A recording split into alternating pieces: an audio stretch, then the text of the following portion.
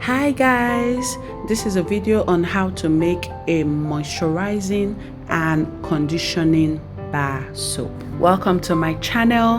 My name is Gogo the Messy Soaper and I'm glad to have you here. Please share, like, comment, subscribe to this channel. So the first thing I'm doing is kitting up myself, making sure that I protect myself because we will be using caustic soda in this mix, and that is the first ingredient going into this bowl.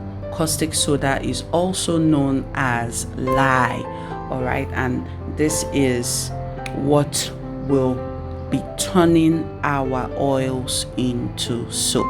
That's the simplest way I can put it. So I am making sure that the caustic soda is measured right, precise, so that we don't have a lye heavy soap. Now in this jug I'm putting water, clean water, okay? Please never turn water into caustic soda, rather put caustic soda into water. Now I am stirring gently. You can see I just poured a bit of it and I'm stirring. All right, so I'll just keep adding and stirring until the mixture is clear. Very important. So while we are still mixing this in, let's talk about other ingredients that will be in this. We are having sodium lactate and we are having sugar that will be coming into this very mixture, this lye solution right now. The sodium lactate is known as salt, okay, which will help to harden our bar soap and help us unmold the soap neatly without it having residues in the mold left. It's going to unmold it nicely, okay, and give you a hard bar. All right, and then the sugar gives you bubbles. The presence of sugar in cold processed soaps will give you nice stable bubbles. So shortly you'll see me measuring sodium lactate and sugar, and I'll be adding it into this mix. All right, so as you can see, this is clear. It should be clear. You should be able to see your hands on the other side. All right, set aside and let it cool.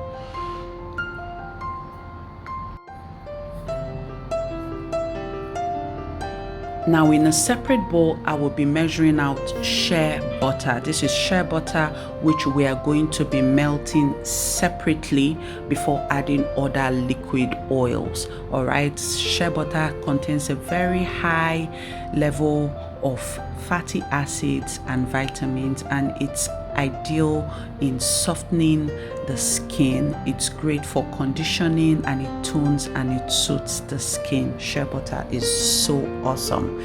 Now it's going to be melting on a double boiler while I measure out palm kernel oil and olive oil. Palm kernel oil is anti-aging.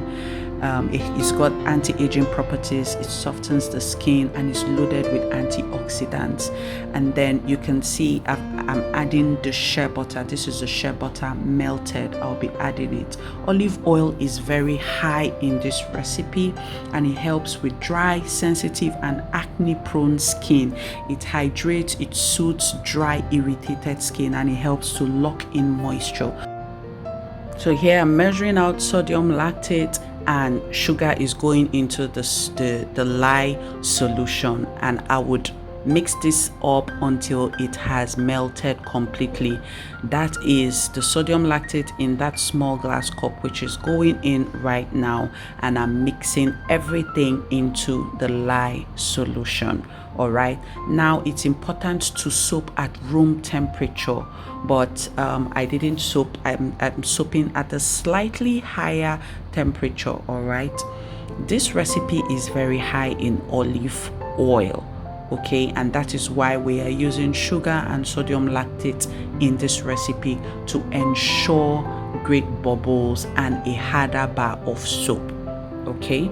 And if I didn't put sodium lactate, it's going to take at least 3 days for me to unmold this soap. Okay, even after 3 days it would still be a soft bar because olive oil is high in this recipe. Over the course of this channel, we will be looking at properties of oils and you will get to understand better, not to worry. But for now, just enjoy this video, and if you're replicating what is done here, follow suit. So now, because the olive oil is high, it's going to take a longer time to heat trace. All right, so I would need to use a stick blender to get this up to trace immediately. And here we go. We're going to stick blend this until it gets thick enough, okay, which didn't take time. It was already at trace, and that's because I was soaping at a slightly higher temperature and as well as using a stick blender to get it to trace immediately. Okay, trace is very important when it comes to soap making, but just make sure that you have this thick batter as a beginner. If you're a beginner, if you're already a soaper, you know what I'm talking about. But if you're a beginner, just make sure at least you have a thick batter. Okay,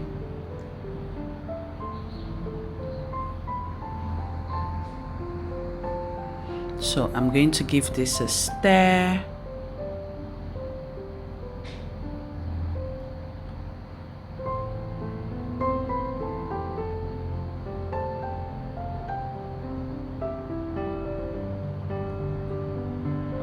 And I'll be pouring this into a silicone mold. If you do not have a silicone mold, please, you can use carton that has been lined up with a paper bag or a brown freezer bag, freezer papers. You know, you can use plastic, soft plastic that you can easily pop your soap out. Just oil it and you can pour your soap in, or you can use a nylon on it and pour your soap. Okay, you don't need to have a silicone mold to make a soap at home, but if you can afford to have one, then that's fine.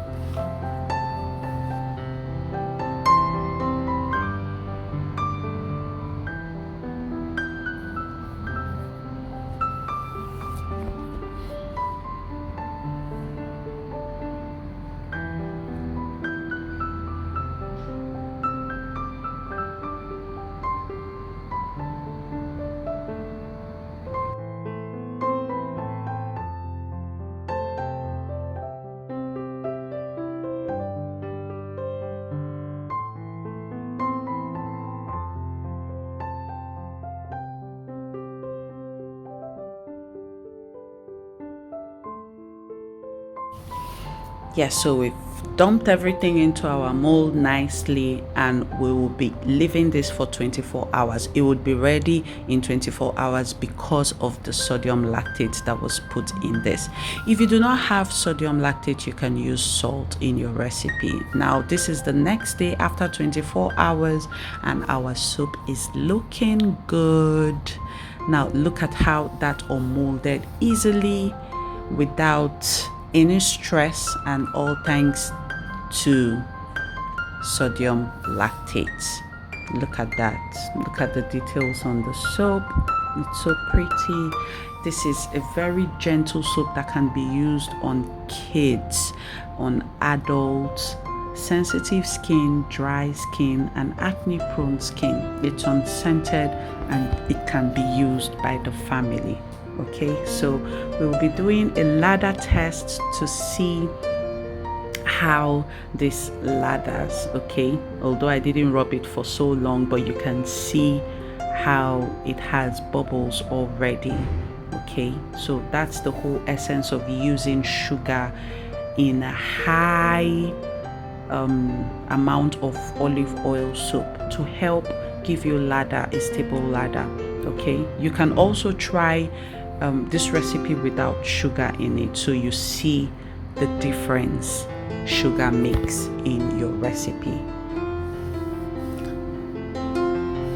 it's very gentle on the skin and it's moisturizing to the skin. Guys, thank you so much for watching this video. Let us know what you think about this recipe. See you next week. Bye.